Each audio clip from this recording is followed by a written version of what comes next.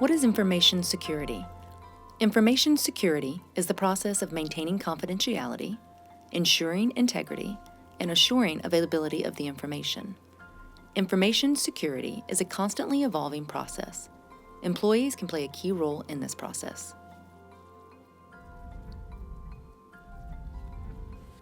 There are some common threats to information security. These threats include, but are not limited to, human, technical, and environmental threats. Examples of human threats include disgruntled employees, customers, criminals, terrorists, hackers. Examples of technical threats include configuration errors, obsolete equipment or software, or malicious code such as a virus. Examples of environmental threats include floods, power outages, fire, severe weather, or a pandemic.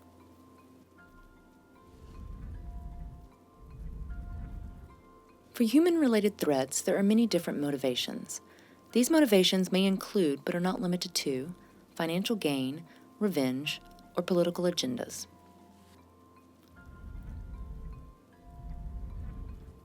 An organization implements controls in an attempt to minimize the possibility of a negative impact from the threat. Controls can be categorized as physical, technical, or administrative. Physical controls are items related to the physical environment, such as doors, locks, fire suppression, etc. Technical controls are items such as antivirus software, firewalls, etc. Administrative controls are items such as formal and informal policies and procedures, including codes of conduct, acceptable use policies, and non-disclosure agreements.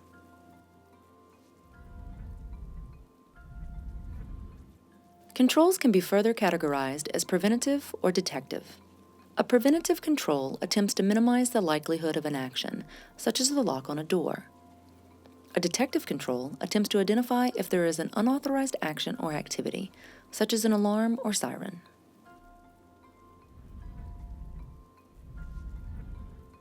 Employees play a key role in information security. Knowing the importance of information security and the reason for controls can strengthen the company's overall information security.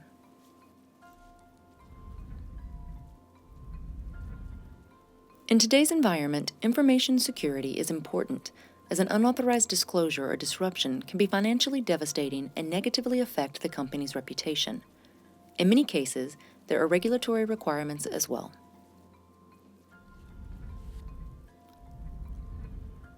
Do understand the importance of information security and your role in security. The actions of employees can improve or weaken security. Do not attempt to bypass or circumvent your company's security systems, including policies, procedures, software, etc. If there is an issue with a process, bring it up to your supervisor. There may be a major reason for the control. If you see an area where security could be improved, let your supervisor know. The following items are key controls or actions that employees should follow.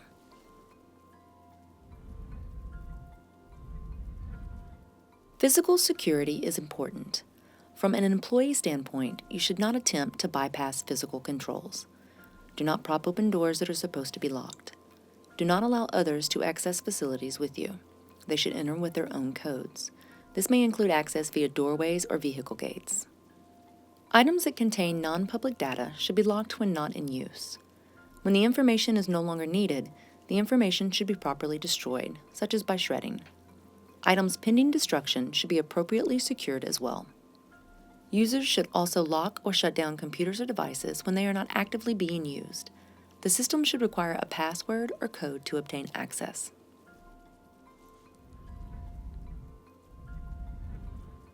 As a lot of information is maintained on computers, a key control is authentication. Authentication may be provided by a username and password, but may include additional layers of security such as text, codes, or multi-factor authentication. Oftentimes, user activity is tied to an account. You should not share your account with others. If you do, any activity that occurs with that account may be attributed to you.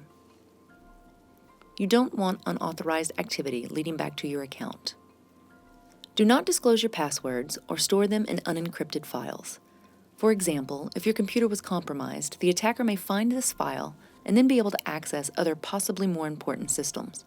Or what if the computer was lost or stolen? This is a bigger risk with portable systems. You should change your password periodically. Changing a password periodically minimizes the risk of a compromised password file from being unencrypted. You should use strong or complex passwords. Passwords should not be easily guessed by others.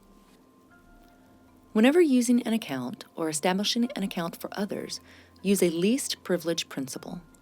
Use only the minimum level of access needed for the job duties. That way, if an account is compromised, it may have minimal access.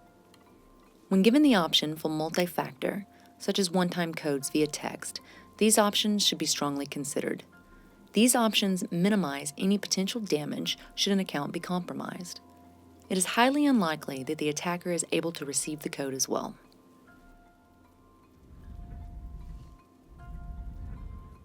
Some additional options for authentication include single sign-on. If such options are available, these should be used rather than direct logins. One benefit is that an end user is not likely to log into the wrong system, such as a mistyped website.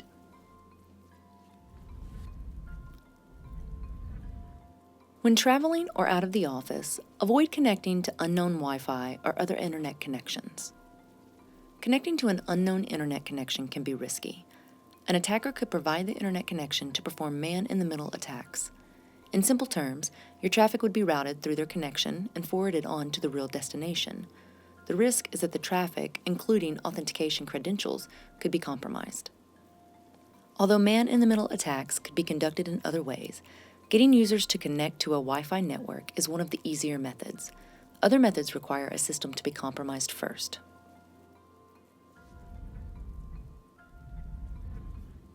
When connecting to a website over the internet, you cannot control the path that traffic takes to its destination.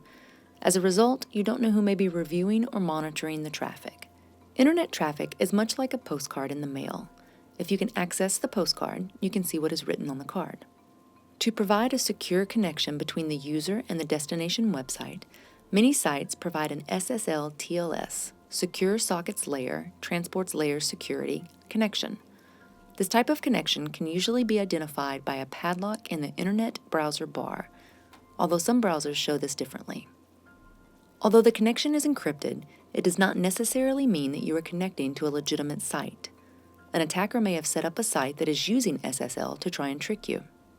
As such, you need to be cautious if the site is unknown. If the site is malicious, it will often be reported to the SSL provider and the SSL certificate revoked. If you get a warning or error indication from the browser, do not use the site. The site may have been compromised or was created with malicious intent.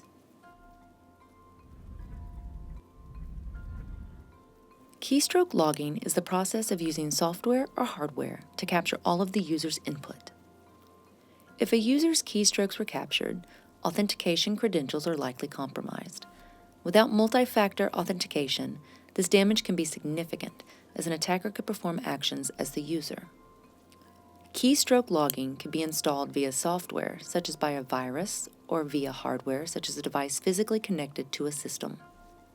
The risk of keystroke logging, along with other risks, is the reason the unknown systems, such as a hotel, library, etc., should not be used for accessing any non-public systems.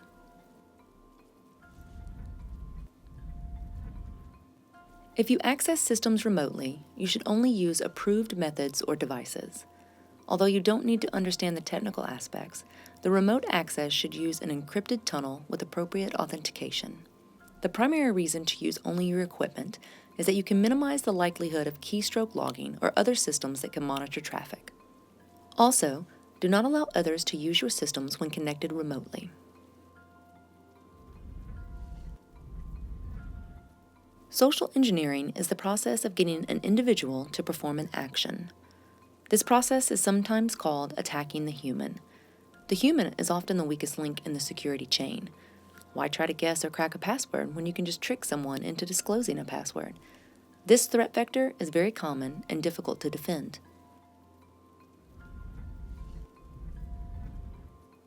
There are three major categories of social engineering. There are electronic, telephonic, and in-person.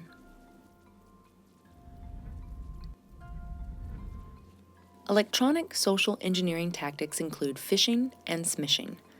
These attacks may use email or other electronic communication to trick a user into disclosing information or performing an action such as clicking a link, installing software, conducting a wire transfer, etc. Telephonic or pretext calling is the process of using the telephone to get the user to disclose information or perform an action. The method is often referred to as vishing. In-person social engineering requires an attacker to be physically present. In such cases, someone could pose as an official, technician, supplier, new employee, etc. Although possible, this type of attack is less common, as there is a high risk of being caught. Social engineering is a common threat vector today. With any type of social engineering methods, there are some common items that should draw suspicion: urgency, severe ramifications, name dropping. As an employee, validate any suspicious request or action. If the request is questionable, verify the request via other means, such as a phone call to the appropriate party using a known good number. Do not trust anything provided by the requester. If the request is via email, do not click links, download files, or open attachments unless the email is verified. If directed to a link, go directly to the known good site, not via the link in the email. Administrative controls usually augment or correspond to technical and physical controls. Administrative controls will oftentimes spell out the requirements or actions of an employee. Some of the common administrative controls include the following. Non-disclosure agreements are used to limit discussions or disclosure of non-public information to authorized parties.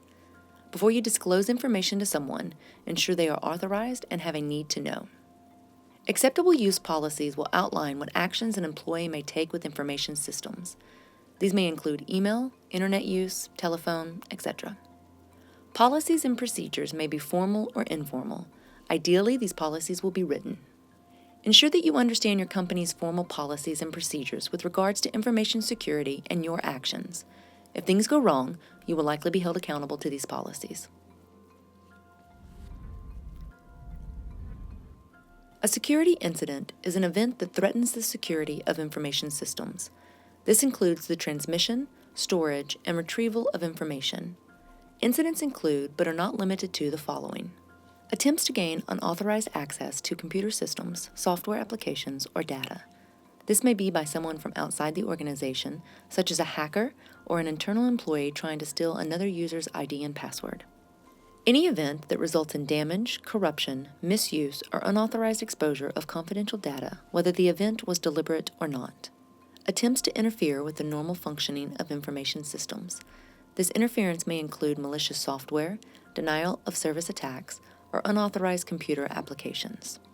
Theft or destruction of information systems to include equipment and printouts of data. Other violations of information security-related policies. Your company likely has a formal incident response policy that guides the actions of the company employees in the event of an incident.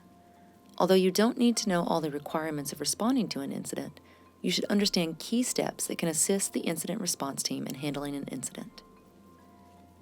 If you suspect an incident with your computer or device, attempt to isolate that system. Remove it from the network, such as disconnecting the network cable. If connected wirelessly, turn off the Wi-Fi or wireless connectivity. Report this issue to the appropriate channel. If you are not sure where to report to your immediate supervisor. When reporting an incident, include the basic information of who, what, when. Additional information may be beneficial as well. With regards to social engineering, the context of the request can be key. Information security can be complex, but employees maintaining a few key principles can greatly improve overall security. As an employee, do not try to bypass or circumvent security controls. Physically secure confidential material. Practice safe internet and email use. Be aware of social engineering, such as phishing, and report suspicious activity.